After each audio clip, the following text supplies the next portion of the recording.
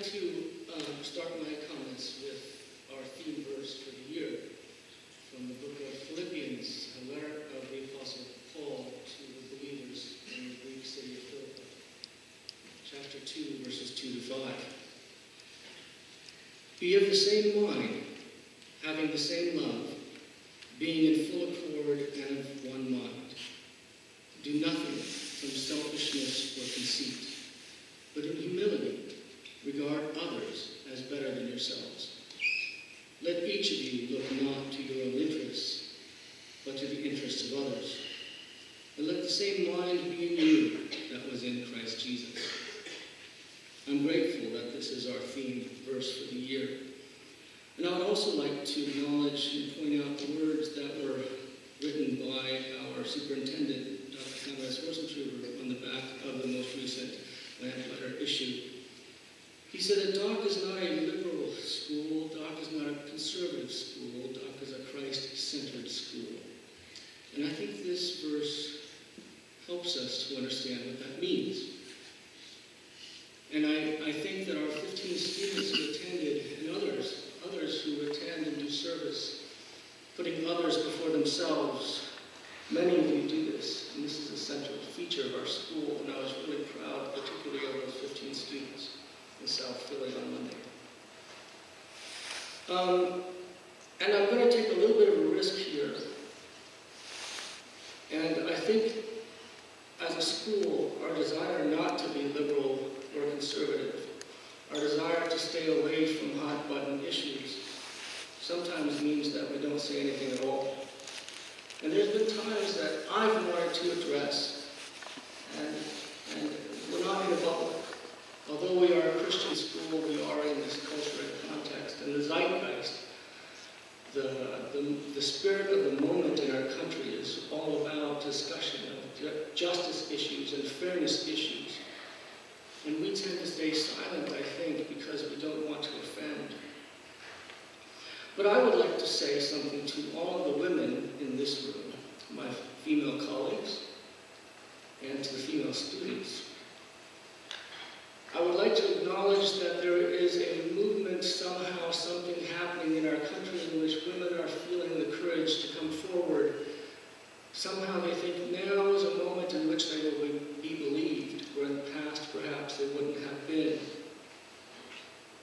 And because we are a Christian school, this does not mean that we are immune to the same sort of attitudes that seem to be pervasive in our broader culture. So I would like to say to all of the women, my fellow female colleagues, and all of the girls in this school, if I have ever made you feel uncomfortable, if I have ever made a comment that demeans you or puts you down because you are a woman, I ask for your forgiveness humbly. And I want to invite you to have the courage to confront me should I ever do that again in the future. I want to say that I acknowledge your full, equal humanity with me, as Americans, as citizens, as children of God. And I also want to say that should any of you, females, students, or women, if any of you are in a situation in which someone, a man, or anyone, is making comments that demean you or put you down, if any woman here is in a situation in which someone is approaching you inappropriately, I want to be one who you can talk to. I want to be one who you know will believe you. And it feels very good to be able to say that. And I would just like to invite any student or faculty member in this room who would like to stand with me in making that statement. I would like to invite you to do that now.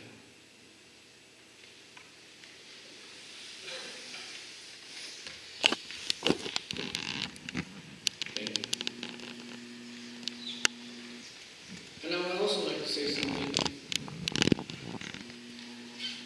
to all of our minority students, all of our students who are not from white European ancestry. I would like to say to all of our African American students, all of our international students, whether they're Asian American or from Asia or from the Middle East, I would like to say to all of our minority students, our black brothers and sisters, to all of you, that I think and I want to acknowledge that it is never acceptable for racist comments to be made on this campus. It is never acceptable to have a racist meme on your iPad, even if you think it's funny, because there's others who don't. I would like to acknowledge and state publicly to all of our minority students that should I have ever made a demeaning comment to you, I ask for your forgiveness. And I want to acknowledge that each and every one of you is a fully beloved member of this community. I want to honor you, and I want to protect your integrity. And I want to be someone that you are free to come and talk to should you feel that someone is demeaning you or belittling you or threatening you because of your ethnicity or international status. And I would like to invite any member of this community who would like to stand in agreement with me now to do so.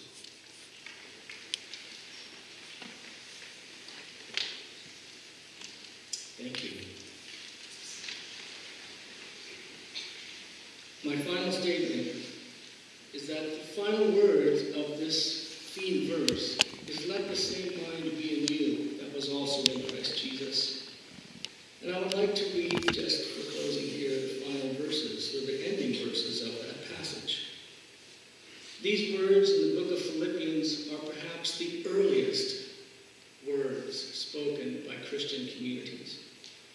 The Apostle Paul was quoting a hymn, and who knows how early that hymn was written. These aren't his words. These are words that Christians already, by the year 60 AD, were singing in their worship. Have this attitude in yourselves that was also in Christ Jesus, who, although he existed in the form of God, he did not regard his equality with God as something to be grasped and held on to.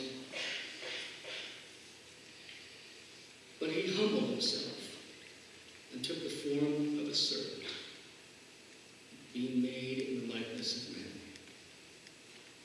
And being found as a servant in the appearance of men, he humbled himself further, even to the point of death on the cross. For us, dear students, what it means to be a Christ-centered community is that we are willing to empty ourselves. And that does not mean empty yourself of any fun, or empty yourself of your personality or creativity. It doesn't mean